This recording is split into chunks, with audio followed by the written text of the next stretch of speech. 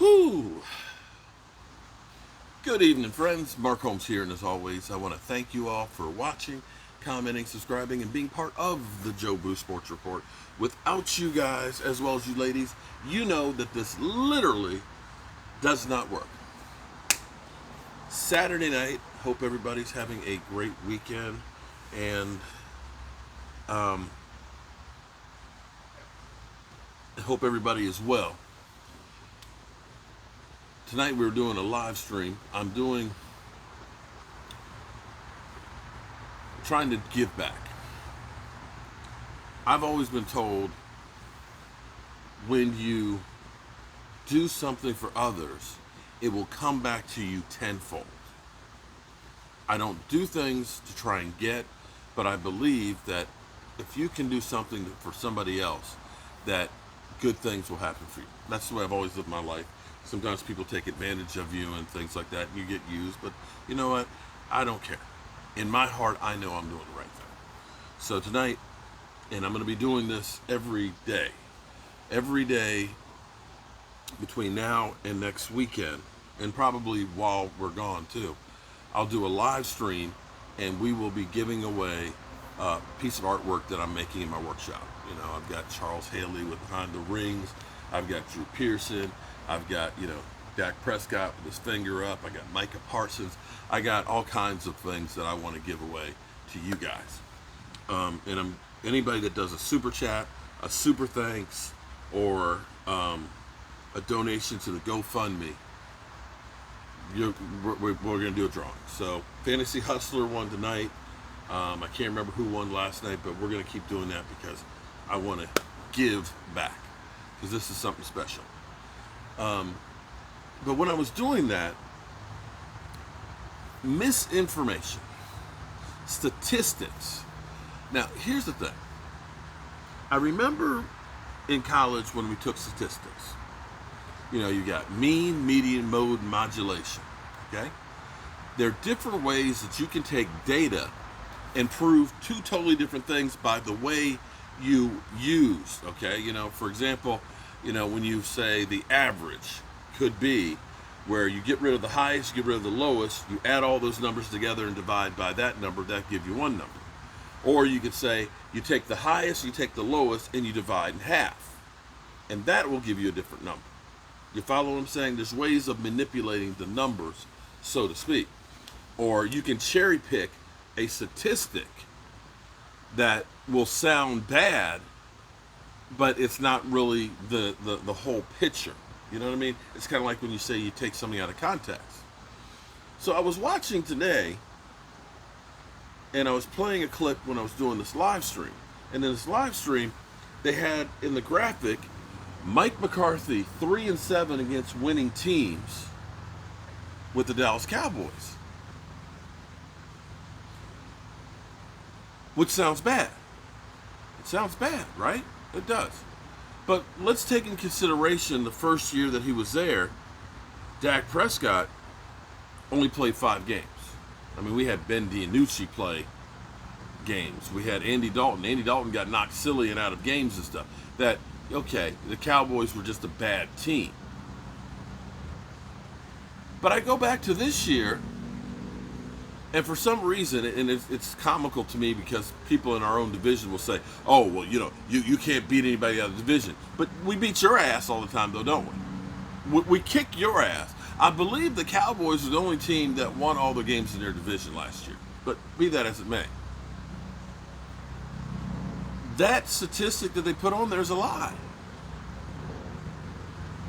Unless I'm wrong, they talk about, teams, quarterbacks you can win with. This is Dan Orlovsky's.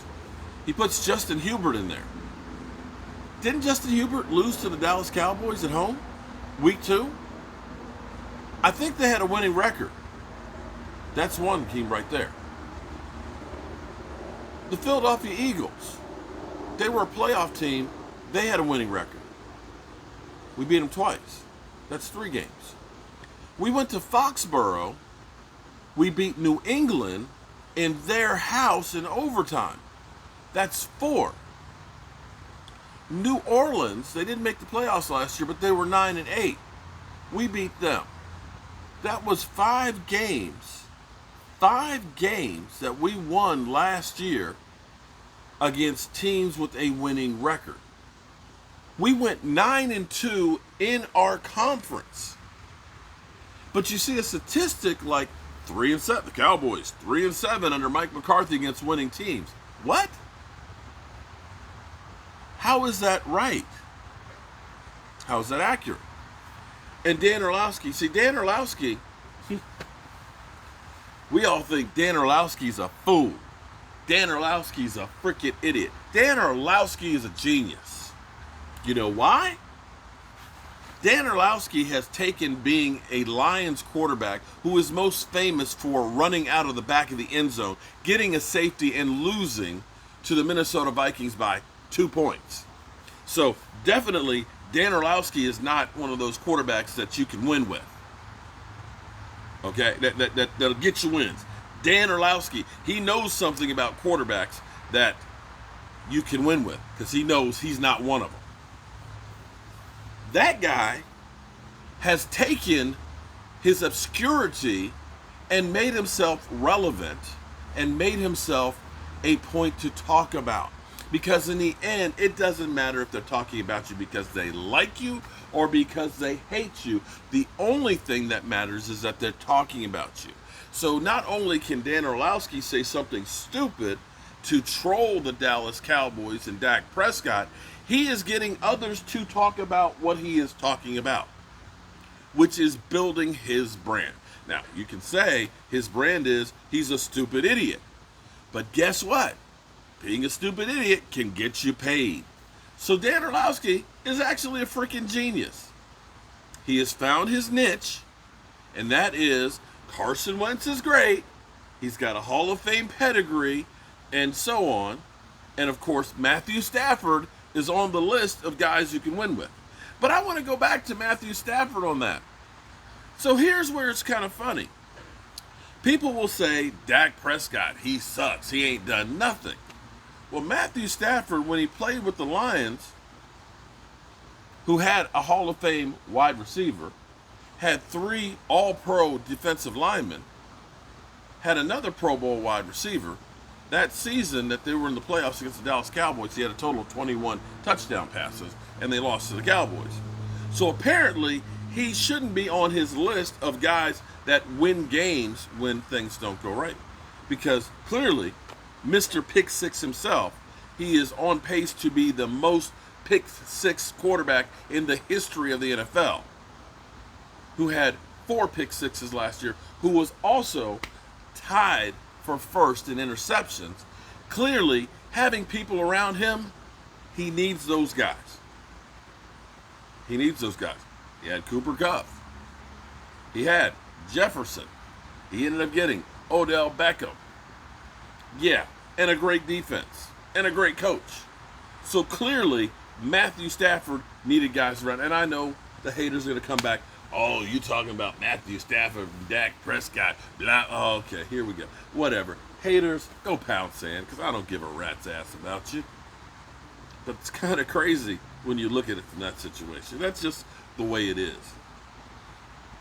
So, I'm sitting here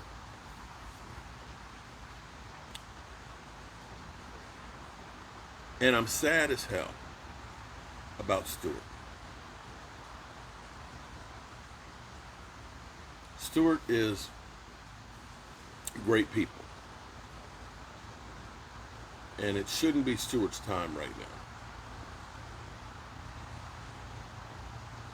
Stewart's a good guy. Stewart has touched so many different people. Stewart is headstrong. He's like a pit bull. He is Mr. Wolf. But Stewart will literally give you the shirt off your back, off his back. And I'm sad that he's in the position that he's in.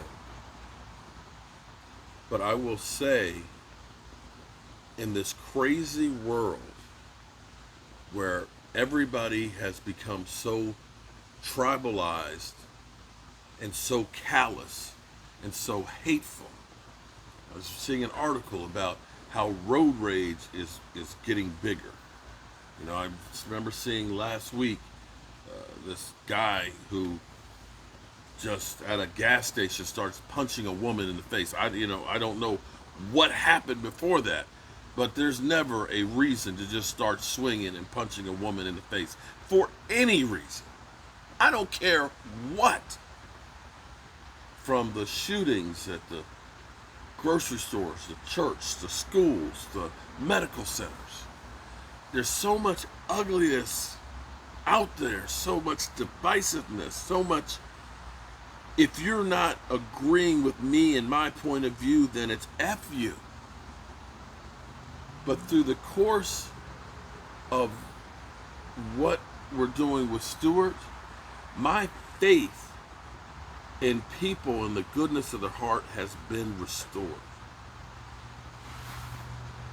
I've got people that I've never met helping me help somebody that I've never met in person. I've got people that are willing to take a week of their life to help someone else. Shout out to my man Randy Sykes, and I know I mispronounced your name. You and your son that are coming down. Shout out to your wife that made the big donation to help Stewart. Shout out to my man Brian Green, who's taken a week out of his time and his vacation to help me drive down there and help do this rebuild. Shout out to, I went through, you can see $6,400 we've raised. Like I said, we're giving away. I'm trying to thank everybody who's part of this. It's been incredible. So many people. So I started writing down everybody's name from the GoFundMe so I could fold up the paper to put it in the hopper so that way I could draw it. It was literally about 5/8 of an inch thick stack of names. It's that many people who actually cared about somebody else. And instead of being on the sidelines, are doing something to help somebody else that they don't know. And that, my friends, is what America is about. That is what the real people in America are about. Instead of stomping somebody into the ground or spitting on them, it's trying to help pull somebody else up. And I will say, I am proud, I am humbled, and I am thankful for every single one of you that have been part of helping. And I've had some emails from people that said, I am doing a great thing, that they wish that they could help, but they don't have the money or the wherewithal. And I say, you just by caring and putting Stewart's thoughts and prayers in your mind is enough.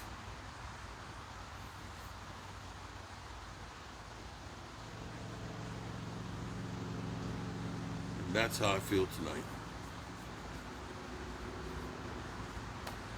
So,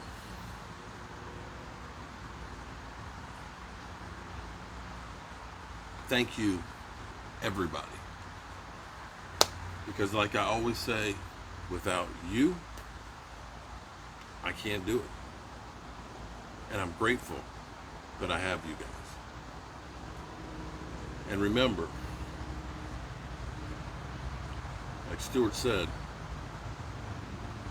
tell somebody you love them. Because you might not get the chance again later. Good night, everybody, and God willing, I'll see you tomorrow. And I love you guys.